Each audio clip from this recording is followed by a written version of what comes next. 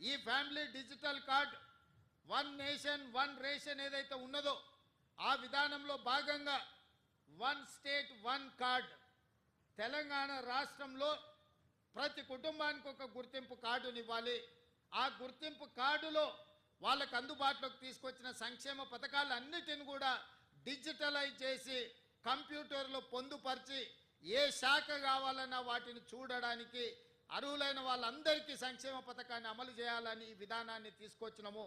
ఇవాళ ఈరోజు ప్రవేశపెడుతున్న family digital card, ఇదే రేషన్ కార్డు, ఇదే మీ ఆరోగ్యశ్రీ కార్డు, ఇదే మీ రైతు బీమా కార్డు, ఇదే మీ ఫీజు రియంబర్స్మెంట్ కార్డు, ఇదే మీ ఇందిరమ్మ ఇల్లుకు అర్హత, ఇదే మీకు కళ్యాణ లక్ష్మిని పొందడానికి అర్హత వస్తుంది. ప్రతి సంక్షేమ పథకం 200 యూనిట్లు ఉచిత కరెంటు కావచ్చు, ఆర్టీసీ బస్సు ఉచిత ప్రయాణం